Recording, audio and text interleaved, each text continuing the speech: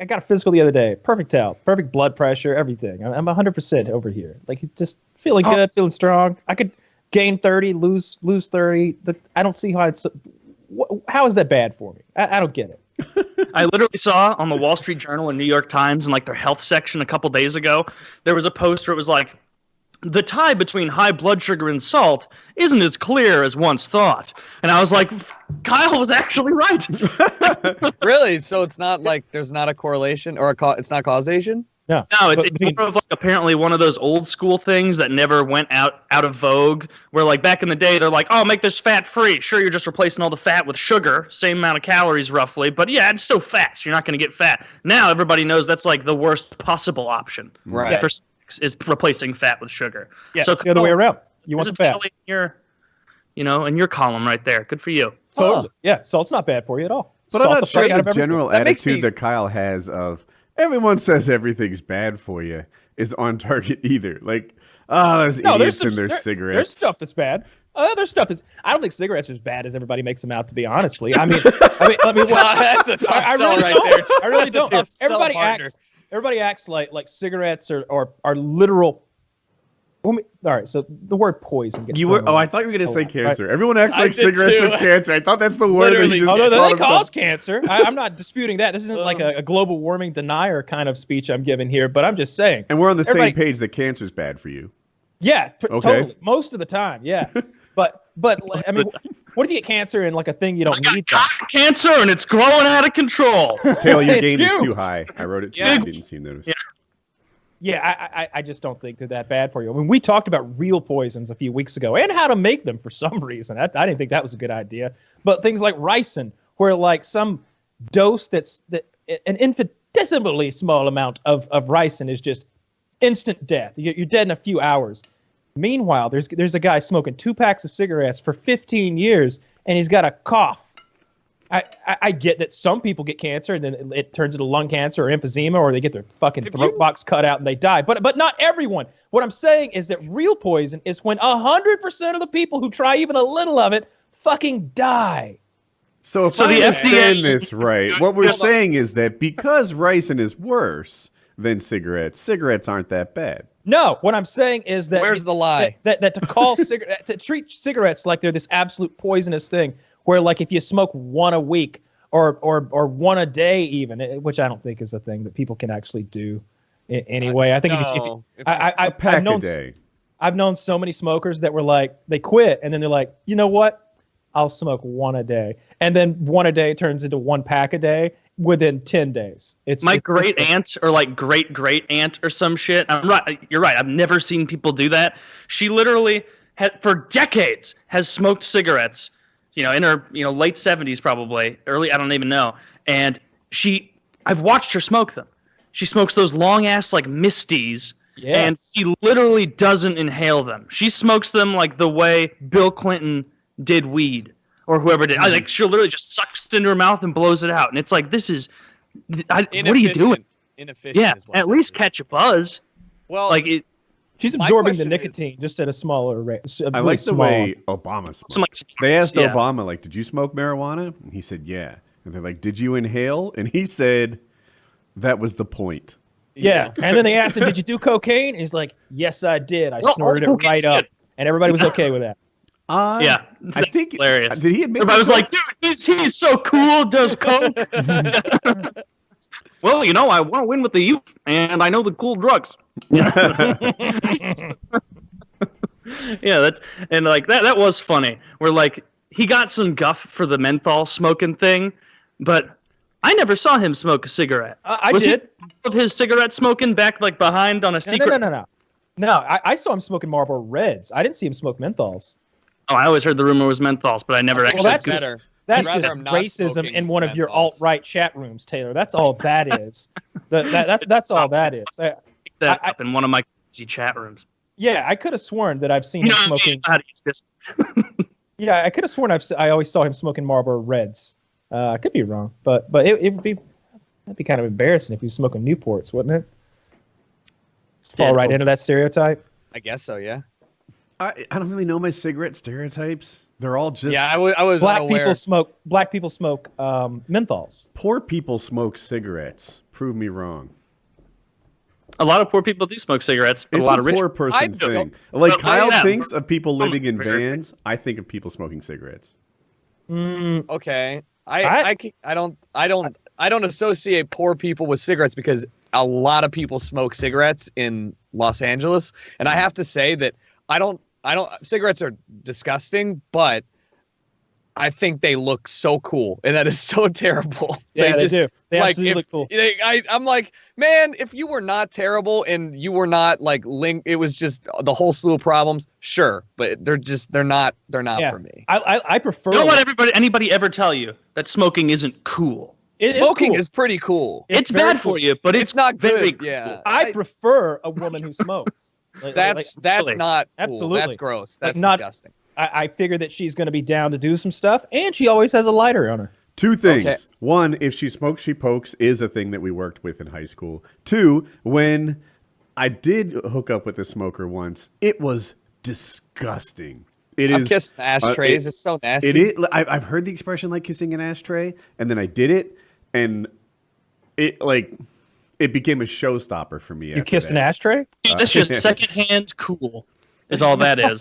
No, I shouldn't even say that smoking. The act of smoking is cool. Like everything else is not. But like you see a cool Frenchman in the club smoking a cigarette, and you're like, man, that's cool. Yeah. That's cool. And I Cool definitely don't think it's a poor Frenchman. person thing, because especially in certain areas of the country, because poor people can't afford to smoke. If you're talking about $10 Well, a pack, I'd say that there's a higher percentage of people who are poor that do smoke. Like if you broke Definitely. up all the brackets, like it's definitely higher that way. But I also don't think when somebody's smoking a cigarette, I don't think you're working a minimum wage job or like you're not well yeah. off. And I'm with you. Like every time I've been in LA, like especially if it's some sort of a movie set thing or some sort of like professional gig where Oh, there's yeah. like cameramen and directors and The producers. cool and people are bullshit like that. smoking, Kyle. Everybody's outside, and you look, and you're like, you smoke, and you all smoke. Oh, okay. And everybody smokes. How do you think they keep those bodies? They're Yeah. suppressing snacks. Yeah, that is cigarettes. that's another one. If you're smoking and you're thin, you're cheating.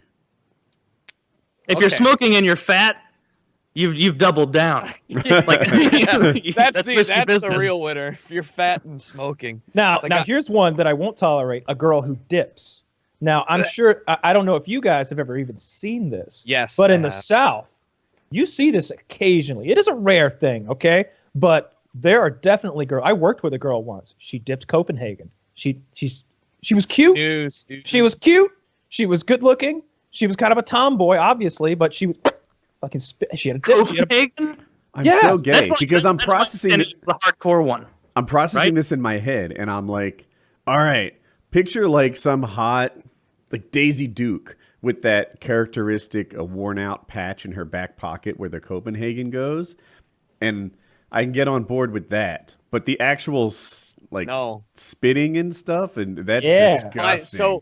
My roommates in college. oh, just imagine One of- she gives you a blowjob.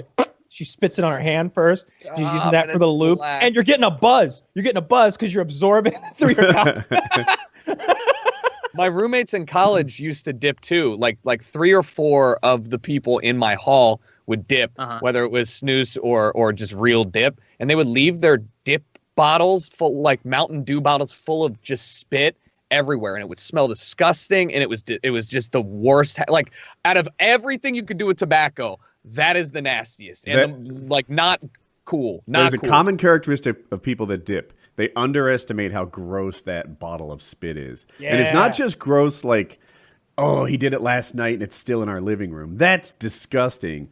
But the mere fact that you're filling up that thing in my presence is pretty gross. You Yeah. know? Spit. It's a 16-ounce water bottle full of black spit. That's not. There's no other liquid in there. It's not water. It's just literally your Yeah. saliva. That's a considerate person, Repugnant. though. That's what you got. Don't forget the guy who's using the water bottle. Very Oh, considerate. God. First my the guy cousin, spit.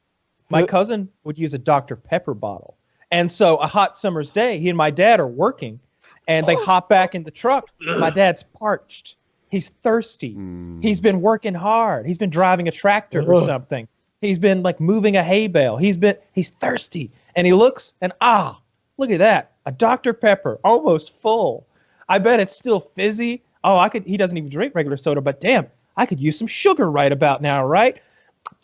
Just vomiting. But he starts vomiting before he can get out of the truck. He's spitting it everywhere. He made Scott clean it all up. And there was a rule imposed from that day forward. You can only spit in bottles that in which the liquids are clear. Like only you spit in a right. Sprite bottle, Mountain Dew bottle, water bottle. You do not spit in a Pepsi bottle, Coca-Cola bottle, Dr. Pepper bottle, none of that. There could be no more confusion. Dude, I remember like cleaning up after parties and such in like high school or college, and I like picking up, like having to clean up somebody's vomit. Gross, but there's a distance there between you and that. You get your paper towels and everything. You got your cleaning solution. Makes you feel a little invincible. Walking around, picking up, the bottles were gross enough. Cups. The dip cups, which is just a red Solo cup sitting there with sloshing liquid, and it having to like pick those up, and then the movement of trying to get it to the trash would awaken that smell. It is like I can watch people be beheaded without gagging. I can watch people shit without gagging. The only things that really disgust me on that level are dip spit and watching people eat boogers and snot. Who here? I don't know why it's those two things. Who here besides Taylor and myself have cleaned up another person's vomit that wasn't like a child or a family member? I've cleaned up somebody's shit last year. Somebody here, I don't think I've told this story. So my friend's having a moving out party. He had a really cool house in Beverly Hills. He was like, I'm going, so let's have everyone here, everyone that I know. So it's like 40 people, I know half of them. The other half are from like his side of the other side of the friend group. And we walk in and it's raining, rare rain. It's like the springtime. And I go to the bathroom and like somebody had tracked mud in there, and so there was a bunch of mud on the floor. And so I'm peeing, avoiding the mud, when I hear a knock on the door, and my friend goes, Tucker, and the way he said my name, I realized that just like everything really came to, it wasn't mud on the floor. He goes, somebody shit on the floor in that bathroom. And I looked around. It is truly like somebody took their shoes off and shook them all over the floor. Oh. And I was like, oh my God, like this is incomprehensible how this could have happened. And like nobody noticed. Like there's a lot of people here and only one bathroom being used. So I helped clean it up, and then I look in the trash can and there's a pair of pink panties in there. So I'm like, we have a culprit. There's some pantyless woman walking around who shit on the floor, and like the worst, there was a trail, like drop to the door. The door opens and there was shit outside of the door. That's why I was like, this isn't shit. This is mud. That's a ballsy bitch. How do you think this went down? Like, I don't think she purposely pooped all over the floor like the bandit. Clearly, she had it was liquid. It was clearly like could not hold it. But the fact that you couldn't like, I would never just stand up. Did you want to track down this person and find who the culprit was? I wanted to.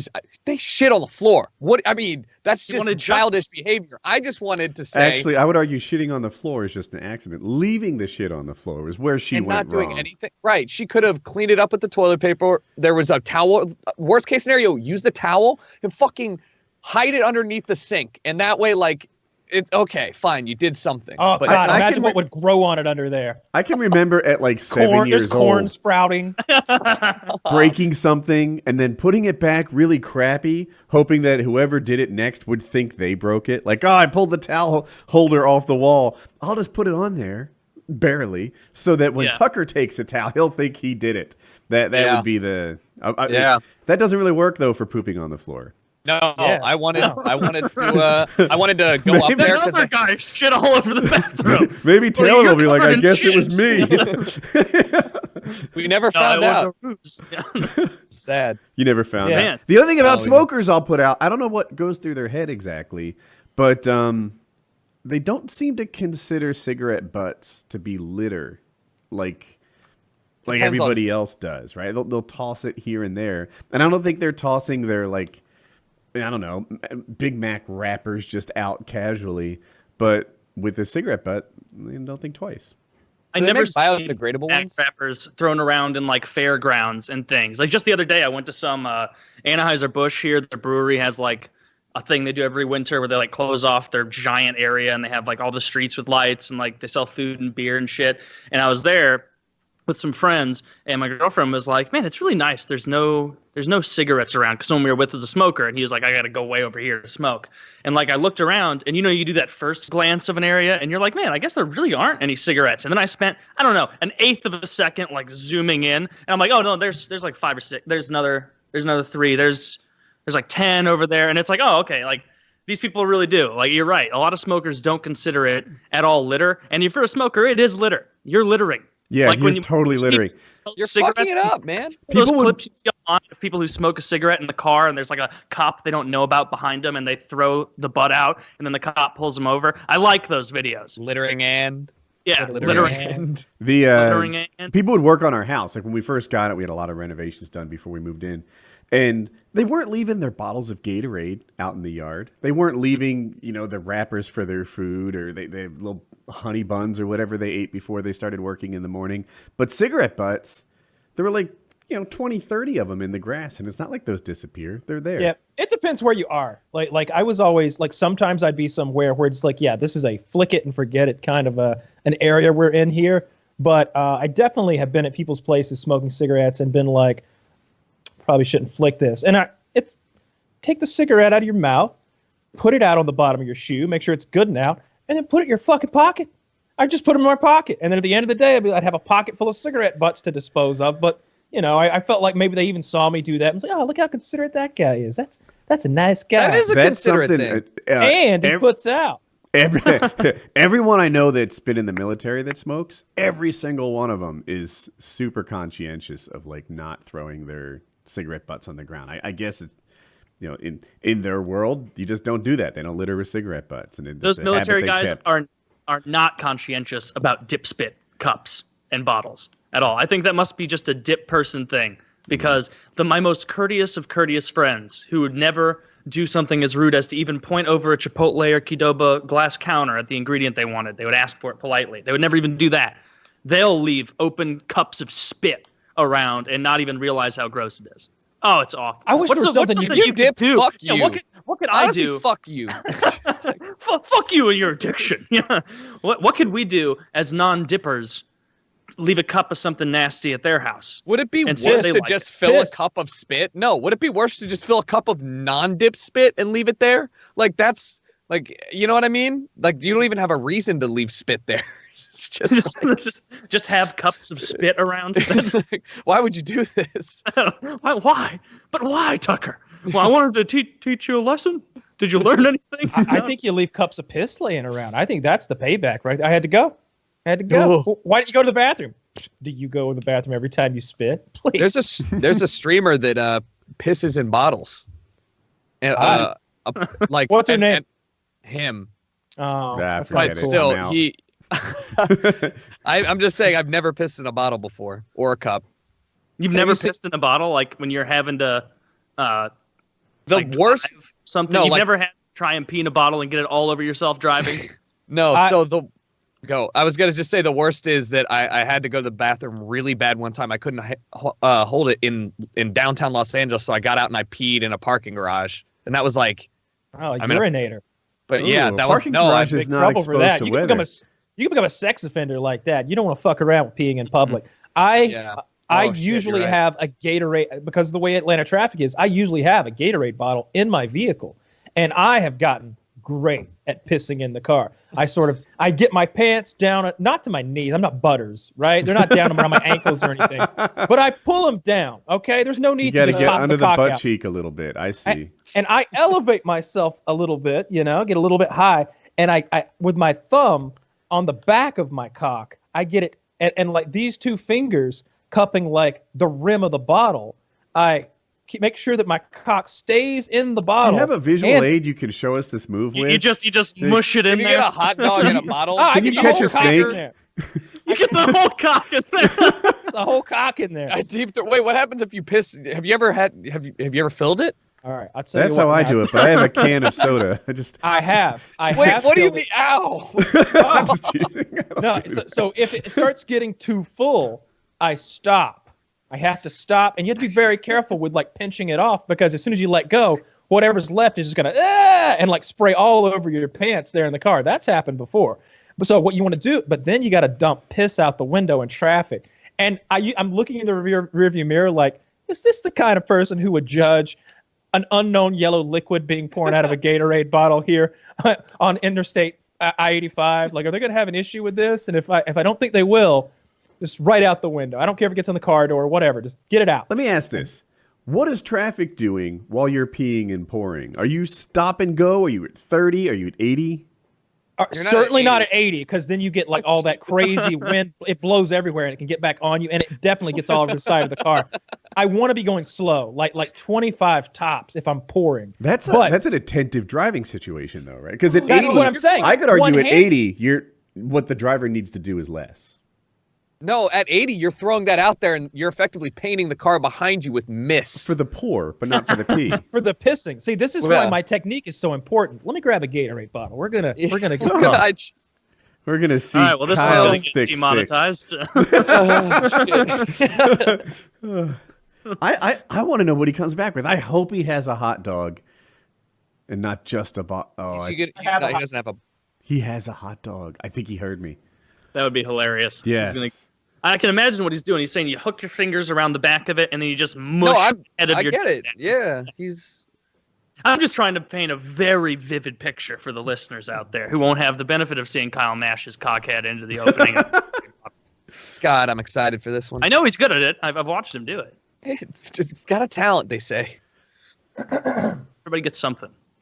So, with these two fingers, you get the rim of the bottle like so. Now, it's important that you have this. Sorry, the camera. Where's the pivot? You want to angle down, because if you're peeing in a bottle like this, it takes very little urine before you're pouring urine all over your balls.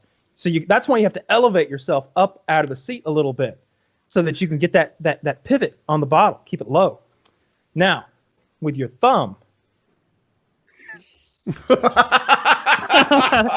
Now, for those of you who aren't watching, Kyle has placed a hot dog into the opening of the Gatorade. Please make this a highlight, legitimate.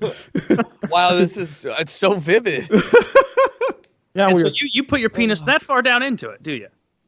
No choice. He's got 9 inches. You can't just put one. Yeah. It's a remarkably long and thin penis. And then when you're done, you just roll it back up. No, so you get it in there, and your thumb is sort of pressing on the back of your cock, making sure that it doesn't pop out and go crazy town on you, turn into a sprinkler. Because in the heat of traffic, you can't do anything about that. You just got to sit there and get warm and wet. That's what's going to happen. So you're holding it in there like this, maintaining the pivot, very important. And when we get up to about, this level, it's time to pour. Okay? Wow, you really don't give yourself a lot of. So you're going to stop the stream if you have to. You have to stop the stream. Now, that could require a couple of things. Now, sometimes you look like you practice Kegels. Now, sometimes that's an old hot dog too. I'm not kidding. We appreciate your sacrifice. I'll just make sure I get all the pee out of my system if I'm finishing. But if I'm stopping in the middle, I got to pinch it off. All right? So we get our cock out. Oh, there's a hair on it. Where'd that even come from? That puberty. All right. Oh, it's a big long one. That ain't even my hair. And, you get it pinched off. And then you have to, it's hard now because you have one hand in your lap pinching your cock off. Your dick's hard, or the situation has become difficult? Both. Because we're in public, and this is a bit of a fetish for me. Yeah. So now we're driving with our knees and reaching over with our left, getting that window down, dumping our piss out, and we're going back in. We're going back in for more. All the while, we're keeping an eye out for truckers because they love to see this sort of thing. They're always looking for a lot lizard that they can crack open like a coconut at some low-rent motel. A lot lizard. Yeah, a lot lizard, yeah. That's what they call us. That's what they call us. I like picturing you just enjoying being seen peeing so much that you're just aimlessly sitting in parking lots waiting to have to pee. And then you start to drive. I don't want anyone No, I don't want anyone to see me. Have we all gotten roadhead though? Yeah. Yeah. Not recently enough. I feel like that's a young man's game, and I disagree, but it seems to be. I've totally like some girls want to be super sneaky about it, but some are more adventurous. So she'll like get her up on her knees in the passenger seat with her ass pointed out the window and get her pants down so you can spank her ass as you're driving through traffic with her ass right in the window. So everybody knows what's going on. That's me and my chick's move. When I pass on the left side, wakes. Yeah. I accelerate quickly past wakes, make sure she has her ass and pussy on display. It's what he or she would have wanted to see before they go to the great beyond. That's right. That's right. The person they don't know is pussy. It's respectful of the dead. Yeah, military funeral, whatever. They they would have liked it. If you were going to die and you knew somehow afterward, you're like, all right, your funeral procession on the highway, you can choose, post-mortem. There will be a rude couple who drives up and everybody gets an eye full of pussy and ass, or that doesn't happen.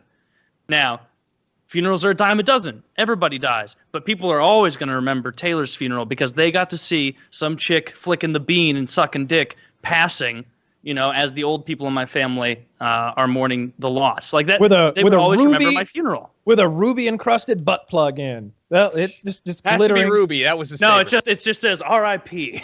just on. Make sure this is not part of the highlight. Legitimate rage. It's the pee. Absolutely. Yeah, but that's how you pee in traffic, and I pee in traffic pretty regularly. I never on do. a pretty regular basis. I will if I have to pull over, not just onto the shoulder, but onto the grass next to the shoulder, and either walk into the trees or like use my truck as some amount of cover. Whatever I think is better for this situation. Not an option. Oh. Yeah. Okay. That's not an option. I'm talking. I'm in 6 lanes wide of traffic, and it's going slow. And I've been holding it. It's been an emergency for 20 minutes, and I've got 30 more minutes to go. And if I were to get, first of all, it would take me 15 minutes just to get over the 6 lanes to get off on an exit and find a gas station. But then getting back on is just going to be a real hassle. We're in awful rush hour Atlanta traffic.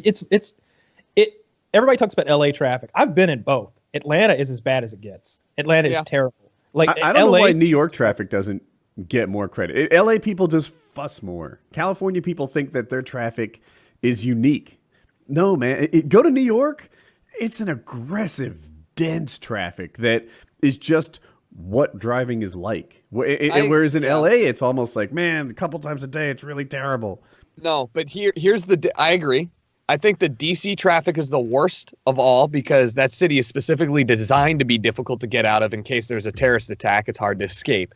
But Los Angeles is look it up. I don't know if that's true. I believe I don't know if that's true. No, my mind's already made up. I believe. All right, it is. It's true. But for the reason that Los Angeles traffic sucks is because in New York you don't have to drive, and like in Atlanta you do have to drive an extent, but you always have to drive in Los Angeles. So it's not that it's bad traffic; it's just that everyone's always going somewhere, so there's always traffic. What's not as bad as everyone says? There's an Ask Reddit question I ran across and kind of thought was cool.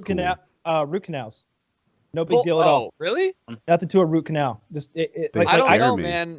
No, here's I think that getting teeth pulled, getting root canals. I'm trying to think what else. That I think those people are pussies. I think they're absolute pussies, and I'm not going to share that one, but there's a lot of things that people are like, oh, this is going to be terrible. It's going to hurt so much. It's going to be the worst thing you've ever done. And so you go into it with that anticipation, and you're afraid even. You're like, because you imagine what they're saying, but your version of that because of your own personal pain tolerances and stuff like that. And then I get there and I'm like, okay, there was a tiny pinch when you injected me with that painkiller. And it's a little uncomfortable to hear as you're prying around in there, yanking this tooth out of my head. But this took 6 minutes. And That's like it?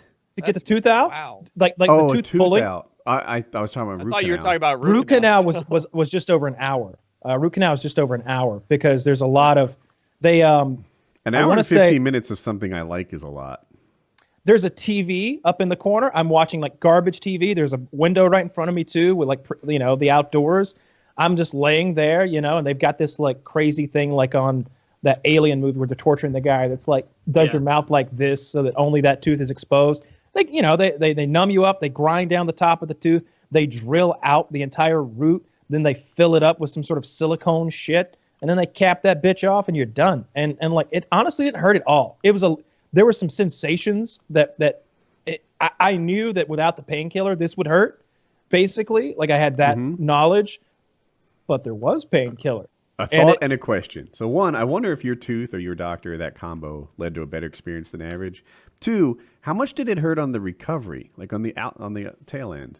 Nothing to it. They gave me. They didn't even give me real painkillers. The way I remember, they gave me like those Tylenol 500s or whatever. Oh, yeah. Really? Which is which is really powerful Tylenol. It's just like 3 Motrins instead of 2.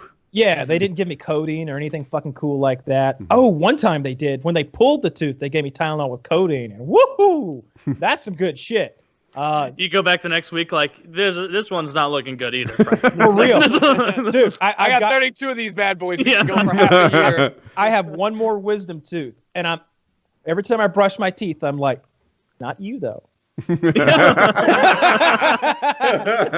Not you, motherfucker. I had a you're good. terrible You're coming wisdom out. tooth experience. Mine hurt for 3 weeks. I got to say I was addicted to painkillers is a stretch, but after I ran out of painkillers, I wanted more. And my face. Got it done. It was like a shaman like crumbling leaves into your mouth. Like I went to an oral surgeon, and he was behind schedule. Like he was like an hour and a half late, and I show up there, and I'd wait and wait and wait and wait. I'm wondering if we're even doing it today. He hustles in, and they like quickly rushed me into the back room, and I was unconscious in like 90 seconds. And I know he was just trying to like make up time, and he did a shitty job. I was awake for both of my little procedures, the root canal and the tooth removal, and I'm driving myself home after this shit. So just give me You drove yourself home? Yeah. I have a vague memory of negotiating. Jackie was my girlfriend at the time, but she was the one that took me back to my apartment. And I'm on the grass, like clenching it with my hands, asking her if we can just take a break here. That's because you had general anesthetic. Can we just stop? Like I don't want to go in the car yet. I can't. And like that's the state I was in as I left the doctor's office. Yeah, it's the difference between general anesthetic and local anesthetic. I'm just getting shots of Novocaine in the affected area, and you're getting like gassed. I couldn't drive home when I got put under, but if you're just getting local, you're not drugged. Nothing to it. And when he took the tooth out, I'm not exaggerating when I say it was just minutes, less than 10, I would say, from the time the painkillers kicked in to the time he was in there and fucking prying. And he was like cluck cluck cluck cluck cluck cluck. And I'm like, this is a wisdom tooth? Yeah, okay. Yeah. He had that bitch. I've got it somewhere. I showed it on the show. It was nasty as fuck. Remember? Ugh. I don't remember. I don't remember mine getting taken out. It was cool. It was fun. I'm looking forward to going back in, and it's only like $200. $200. It's a little adventure. Yeah, pop this shit out. One of the answers on Ask Reddit that got highly voted was eating at a restaurant alone is not as bad as everyone says. Yeah, I Do love people eating say alone. that's bad? Yeah, I eat alone all the time. Oh, I eat alone. It's nice. If I want to eat there. Yeah. I don't eat at restaurants that often, but like last time I got Vietnamese, it was actually during the fitness thing when I hit the waiter. And but yeah, I'll eat alone. It's kind of nice. They ask me what I want. I usually pick my favorite seat. I sit there and read on my phone without guilt.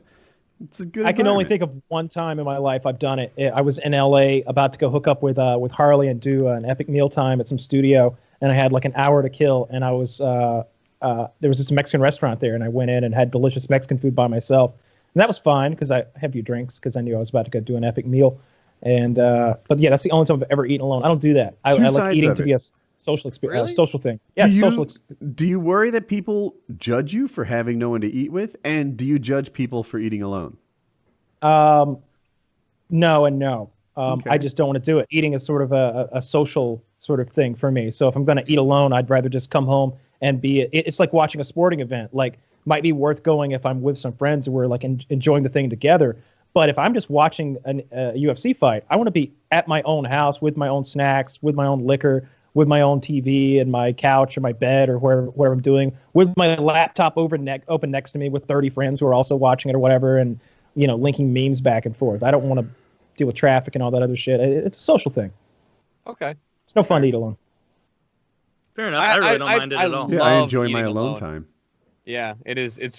One of my favorite things to do is eat alone. If there's a good place that I want to go eat, I will go there alone. I will sit there. I will take my time. I'll do whatever I want to do, and that's kind of like the nice thing about it. I don't want to talk to people 100% of the time. I do think that eating alone eating with other people is fine, but like saying anything is good with your friends kind of is redundant because they're your friends because you enjoy spending time with them, right? So I don't, my enjoyment of the activity is basically I enjoy it solo. So Yeah, I like cooking for myself a lot too. So if I'm gonna have a nice meal like by myself, then I'm gonna spend a whole bunch of money on myself and cook a nice meal at home. I'm gonna sous vide a steak and make some twice baked potatoes and get wasted and have a good time. And you'll save money on booze. Find it on your own. There you go. Yeah, absolutely. $30 $30 for that big ass handle. You know what? You get $30 doesn't get you anywhere at the bar or at a restaurant. yeah, $30 is not a lot. How much is couple a drink? glasses. $6? More. Could be 8 more to than that. 12. 8 to 12. Like Yeah. beer is 8, mixed drinks 12, 13. Fuck. $10 a drink. This ain't Applebee's. Yeah. Like, yeah, I mean, was that's shocked. like 2 bets, Tucker. I mean, yeah, you're right. And that's No, only I if you just- want one drink. Didn't Applebee's do some marketing thing recently 3 where like margaritas. they've been struggling so much that they're like, hey, we just want to remind you, you're welcome to come get fucked.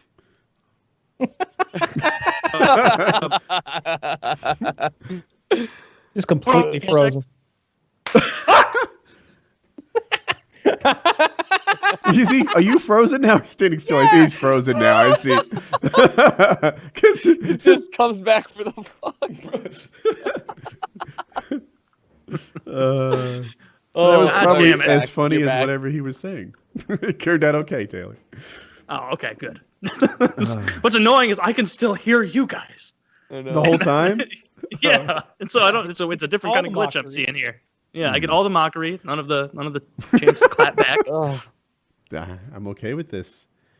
I think long drives are people complain about long drives as How if long they're the is worst long? thing in the world. I think that a drive becomes long. I think that a drive becomes long after 5 hours. I think that a Oh. day trip, if you're going there and back in a day, my limit is 3 hours. I've done that a lot. I've gone, I've driven to Toronto and back. I've driven, to San Diego and back. Like 3 hours in, 6 hours round trip in a day is kind of my limit. But I've done 15 and a half hours moving to Portland from Los Angeles.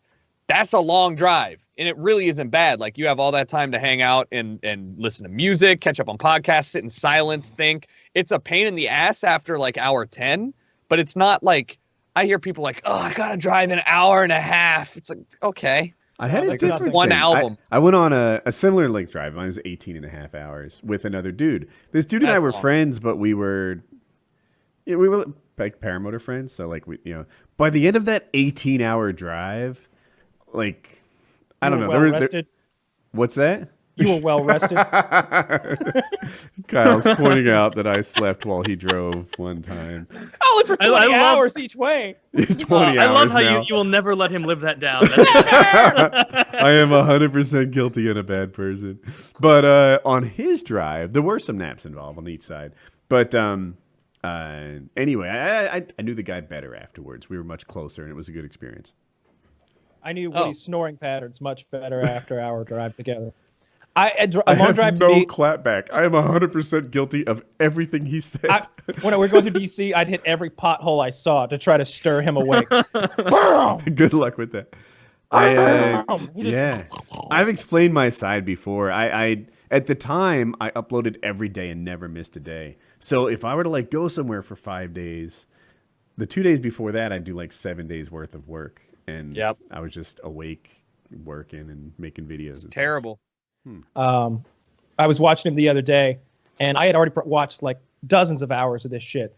And he's talking about like if he were Gambit or something like that. He's like, oh, if I was Gambit, oh, I'd be going ham. I'd be like, and then there's a picture of me on the screen. And I was like, wait, what? He's like, I'd be like FPS Russia, but like the new one, like blowing shit up. It'd be more than the ATF after me. Everybody be after me. And I'm just like, that's fucking random. That's me. I thought, what am I watching? I was trying to learn about superheroes. How did I get drug into this? I just wanted to learn about why Gambit is an Omega level mutant before Mr. Sinister toned his powers down because he couldn't control them that well anymore. And then Mr. Sinister had him go with down into the sewers to attack the Morlocks. But how did I get worked into the story? It's astounding how often just talking about guns with like acquaintances or people that I'll meet at parties and whatnot, they'll be like, yeah, I watched this guy yeah, on YouTube, he's really cool. Hickok, he shoots. And there used to be this guy, FPS Russian or FPS Russia. And he did that. And I'll always be like, yeah, I know him. He's a good buddy of mine. And they're always the first question. Is he actually Russian? and that really solidified, because when you initially told me, like, yeah, I get asked all the time. So I was like, yeah, okay, you're probably pumping it up a little bit. Like, there's no way people buy this. They do. Years later, people buy this totally. When I told them that your name is Kyle and you live in Georgia, this happened last weekend. I was at a friend's house party. They were talking about guns, and this came up, and a couple of the guys were like, holy shit, really? I'm like, yeah, his name's Kyle, and he lives in Georgia. And they're like, no. Like, which Georgia? Yeah, which Georgia? Yeah, the one you tried to fool me there. Yeah, the scary Georgia, right? Not our Georgia. I get the thing that Dick did, where like they like FPS Russia and they like Kyle from PKA, and they have no idea that they're related at all. And they watch like 8 hours, 12 hours, 16 hours of PKA, and I'll mention it to them that was your old gig. And they're just shocked and like, I can't believe I didn't put that together. But yeah, Dick was the best at that. When like he just straight up didn't, Dick Masterson, Tucker.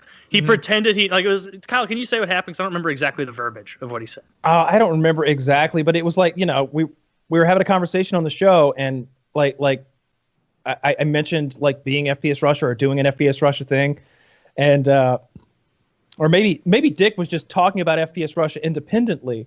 And I thought he was like complimenting me, but then Taylor interjects. He's like, "You do know that Kyle is FPS Russia. Like, you're talking to FPS Russia right now about FPS Russia. You know that, right?" And Dick's like, "Yeah, I know that. Yeah, of course I know that. I know that." On his own podcast, he had a clip where he's like, "Oh, I made an ass of myself again. I had to pretend that I knew who Kyle was when I really didn't, and I think everybody knew." Yeah. Oh, no. Yeah, that's funny. I would. I think. I think I made Philly D really hate me the first time I met him because I refused to break character. I refused to break character. I was like, he knows, but I don't care. I refuse to break character. That's pretty fucking funny. I'm gonna leave a little doubt in his mind, like the whole time. Same thing with a bunch of people I've met that I'm just not gonna break character this whole time. Until there was that Russian mother with her like tot, who was like a 12-year-old kid, and she comes up to me and starts jibber jabbering in fucking Russian, and I'm like, I'm a character.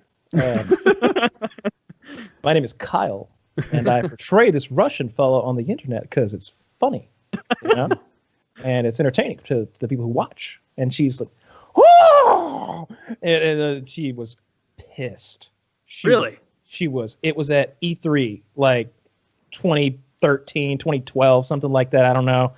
Fucking pissed. No, VidCon. It was at VidCon. Yeah, she was so mad. She was so mad. Red-faced. And I could tell she was embarrassed that she hadn't realized, because I feel like she was like, how could I as a Russian be fooled by a fake Russian into thinking he's a real Russian? I think that was part of her like embarrassment, and that was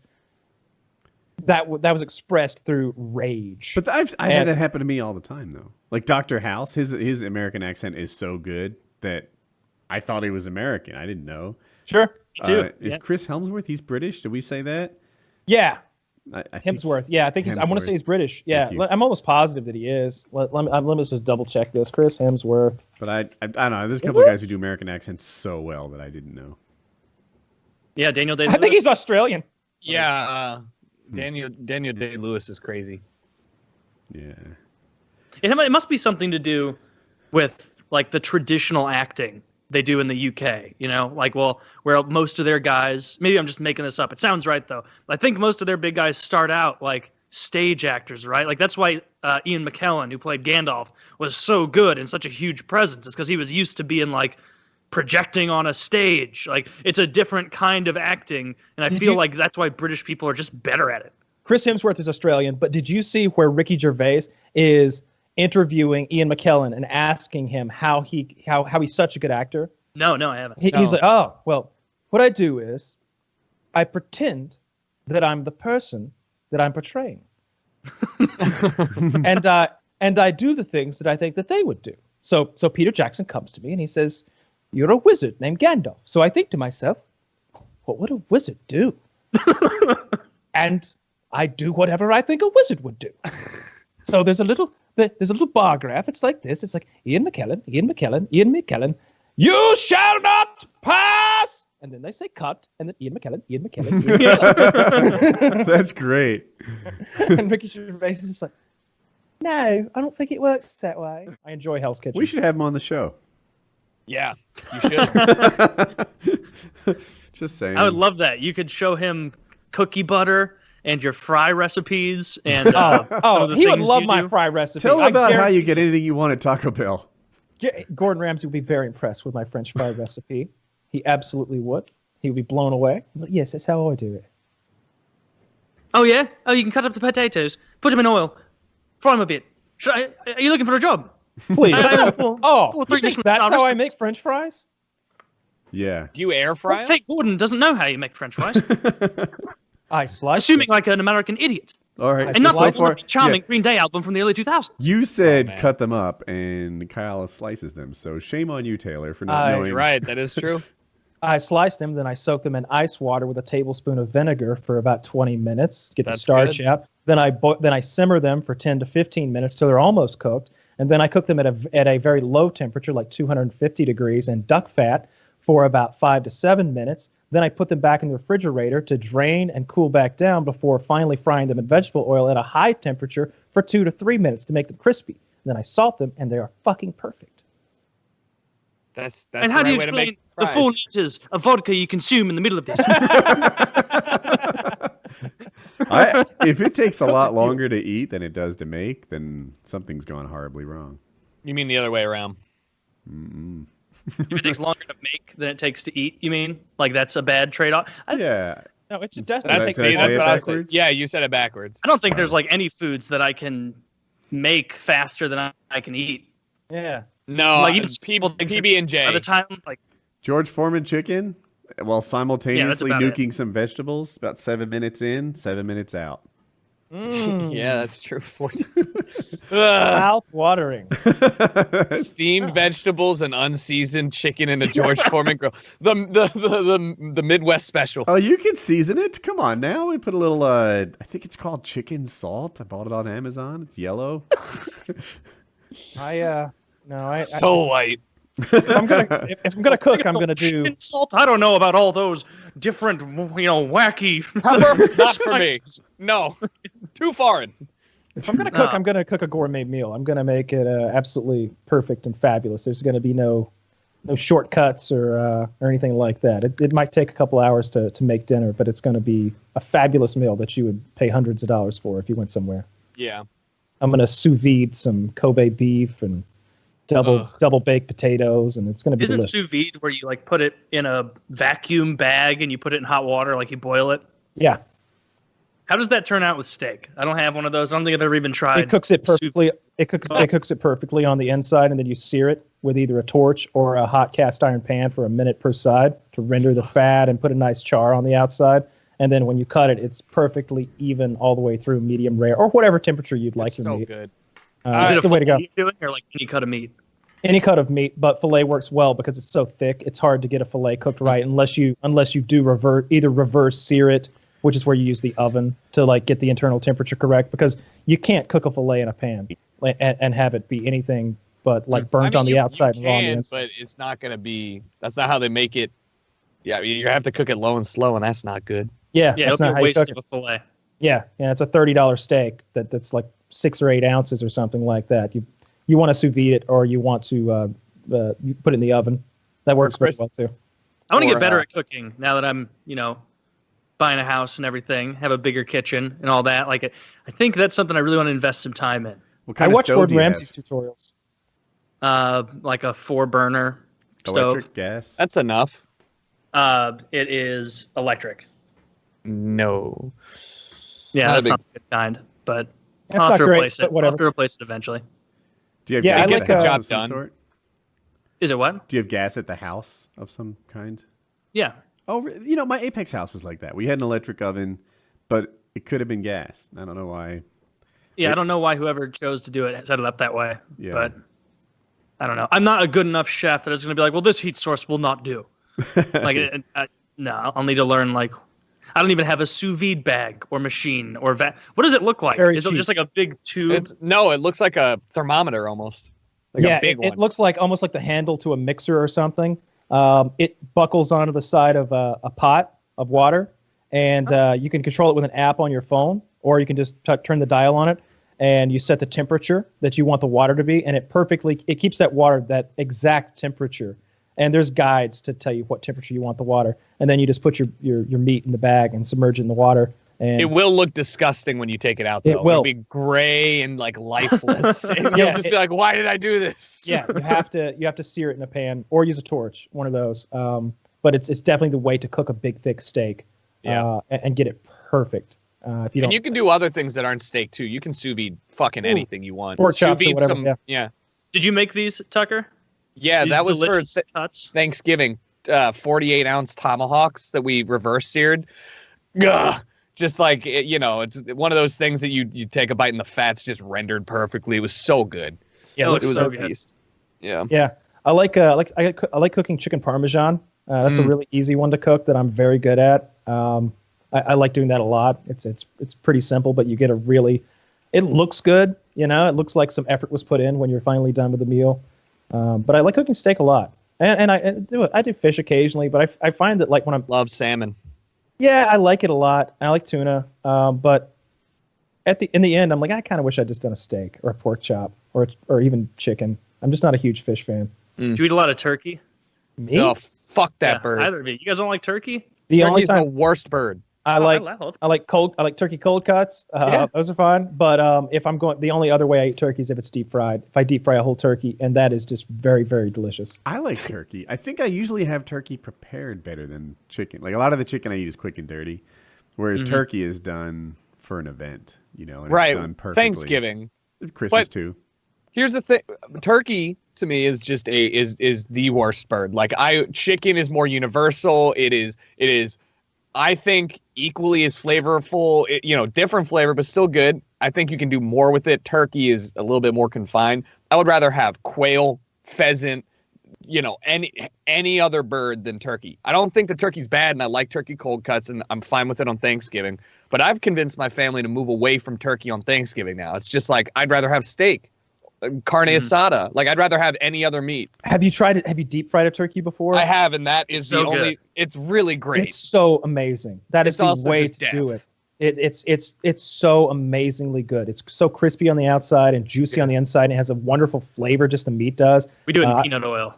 Peanut Yeah. oil, absolutely. I've cooked Thanksgiving the last 2 or 3 years in a row now for like everybody. I've done the entire meal, and that's like the showstopper is that fried turkey when it comes out. But I love doing that. Like every time I do it, I'm like, why don't I do this more often? Just in the middle of the year, make a Thanksgiving. Let's always be thankful. And I never do, but I might this year. I've got my turkey fryer. I should just maybe a chicken. I've never deep fried a whole chicken, Yeah, but I bet that's awesome. deep fry a whole bunch of shit, a whole bunch of birds.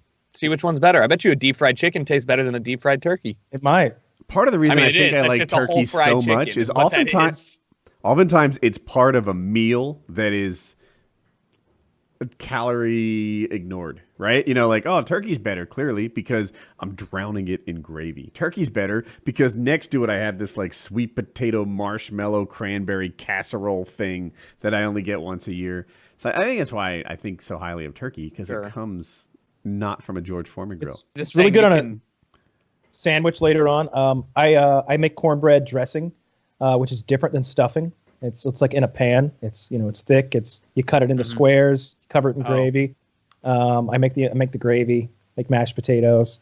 I don't really do any vegetables because I'm not into that. I'll do them by request if someone wants green beans for whatever fucking silly Like the idea. vegetables are by request Yeah. at your dinner. Yeah, It's- they do you absolutely want are. green beans? Because we didn't have those last year. Sweet potatoes, you can fuck right off. No, sweet potatoes are fine. I like sweet potatoes. Those are Those tubers. are They make the cut. cheating. Yeah. Absolutely, yeah. Two But if you want corn or green beans or Brussels sprouts, that's request only. There will Oh. be a salad. That's But- fine. You need some greens. I had I made pancetta balsamic Brussels sprouts, which like as soon as you put meat good. in your Brussels sprout, like in your vegetables, you're kind of rendering it useless. But like that's the way to get everybody on board. It's like, here, I'm gonna put a bunch of really good meat in there, get it crispy, and then it's not even like you're eating your vegetables anyway. So Yeah, for sure. I've totally flipped on Brussels sprouts recently. they're so good. Like you cut them in half, throw them in the oven with like a lot of garlic in there. It's great. Like I don't even. those It's not bitches even in butter. Yeah, Well, you can do anything with them.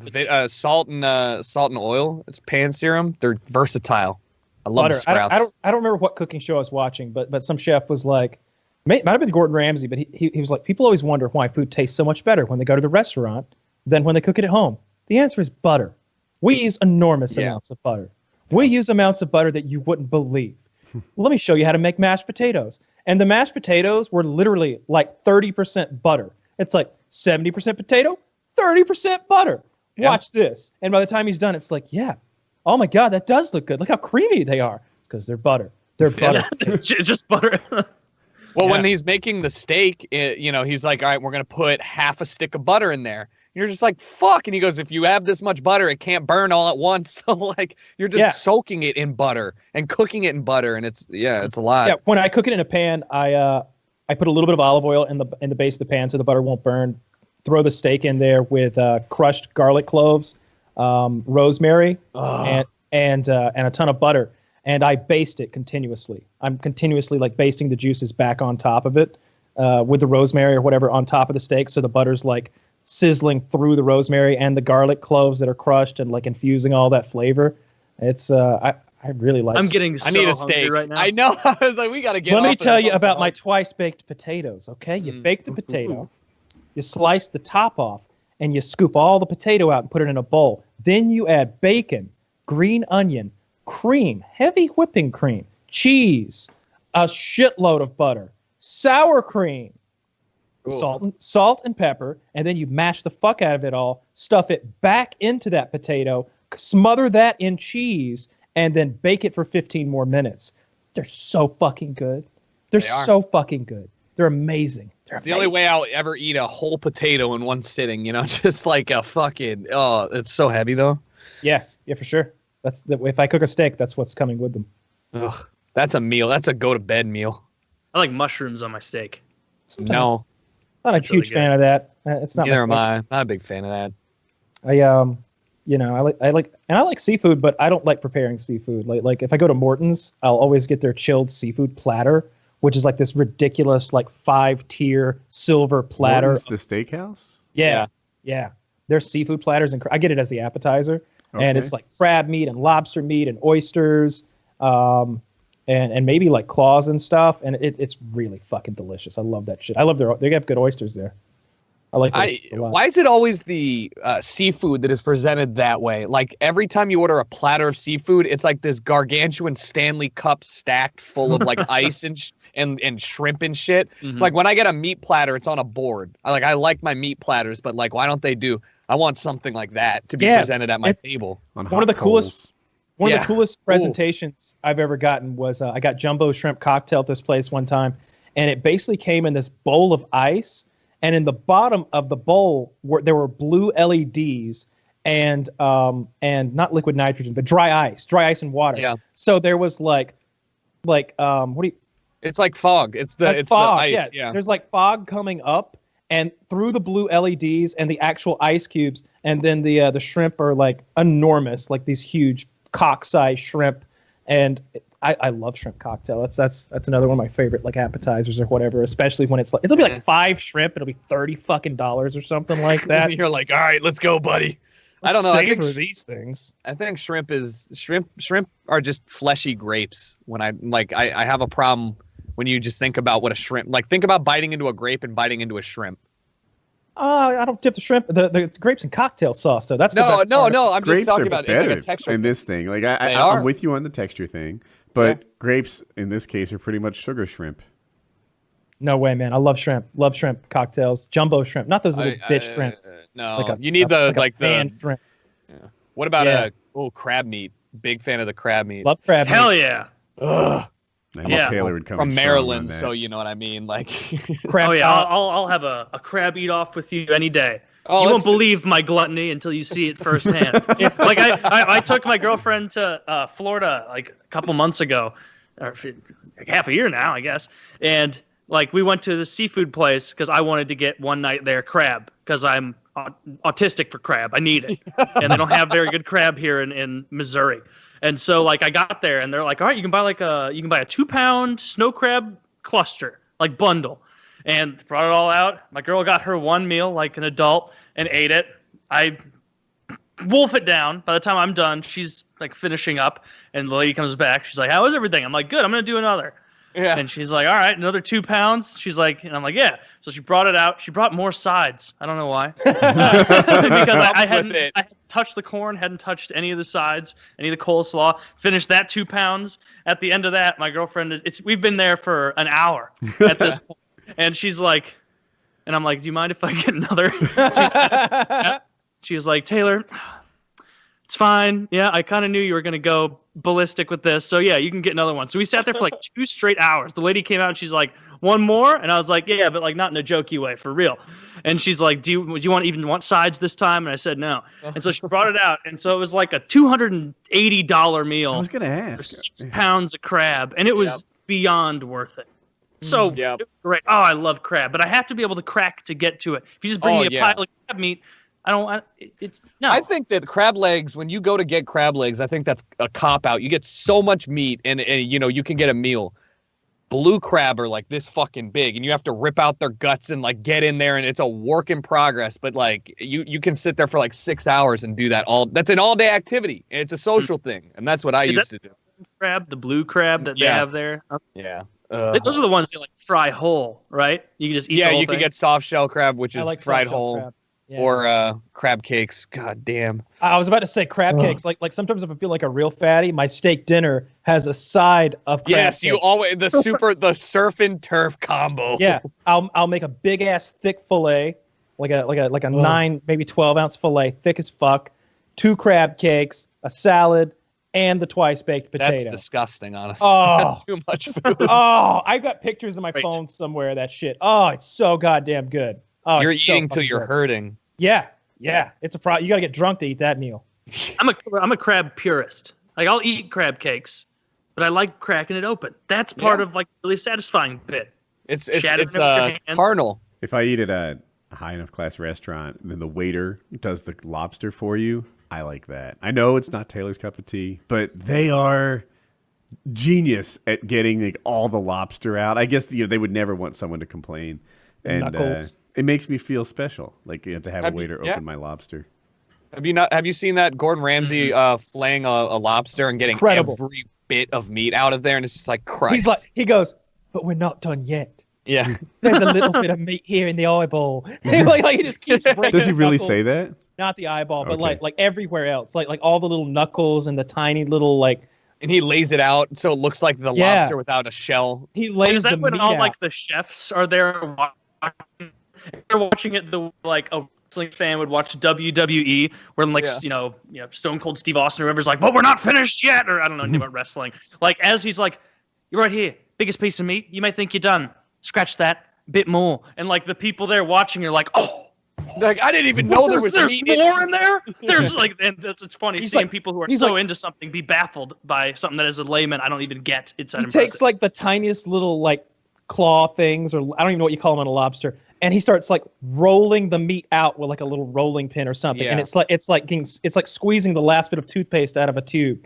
It would be like if you thought you were done with your toothpaste tube, and he's like, "Oh, what's this?" And he like got out a whole nother tube of toothpaste out of there somehow. It's brilliant to watch him do Yeah. it. And the You thought presentation. you've used every bit of crest in that tube, and I'm here to say you haven't. And they'd be, oh, That guy's fun Yeah. to watch. he is. I like his energy. he might amount to something. He's onto some. Yeah, he's a Something. That Very Gordon right. Ramsay character might have a future. You I'll tell heard you it here what. very first. wealthy guy. He has so many TV shows. I don't know if you're aware of just how many. Like he's Yeah. literally got maybe 8 or 9 TV shows. I wonder like what his deals are. Like, is Enough. he getting the kind of probably now they're outstanding, but in a lot of the first ones, maybe they weren't so good. I think he's always made a killing. Like he's got 3 Michelin star chef. He's got I His don't know net worth 20. is $175 million in 2016. Yeah, he's got dozens of restaurants. He's got his fingers in all kinds of little pots and pies. He's Yeah. I mean, he's up there with like Wolfgang Puck and Jamie Oliver and Oh, for Margaret sure. Qualley. yeah. I don't know half these people. Wolfgang Puck and Jamie Oliver. Wolfgang Puck is Very famous They're in chef. a lot of very famous chef. Also in like a lot of airports, but Are these also like all really great.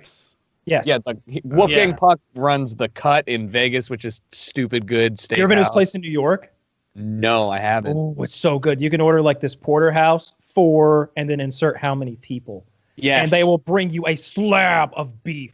Like we ordered it Yes. for 5 people. I don't remember how much that steak cost, but it was over $200. It might have been Oh. over $300. They just brought us out this 80, 90 ounce gigantic hunk of perfectly cut, like delicious high grade meat, and just whoa, like put it on the center of the table. It was incredible. So Fuck, I fucking need to good. go get it has been too long. I need a steak. I'm gonna sign oh man. I've got a really nice steak that I ordered the other day in the freezer right now. Every day I look at it and I'm just like, soon your time. Not yet. Not yet. I'm watching you. This is one of life's greatest pleasures is good food.